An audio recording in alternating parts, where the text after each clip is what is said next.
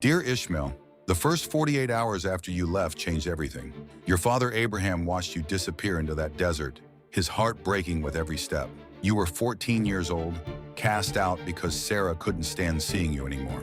But here's what nobody told you in that wilderness when the water ran out and death seemed certain.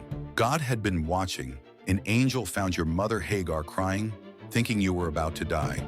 That's when heaven spoke the promise that would echo through history. You weren't a mistake. You weren't second best. You were chosen to father nations. Every rejection you felt, every moment you wondered why your own family threw you away, was positioning you for something bigger. Your descendants became the Arab nations, just like God promised.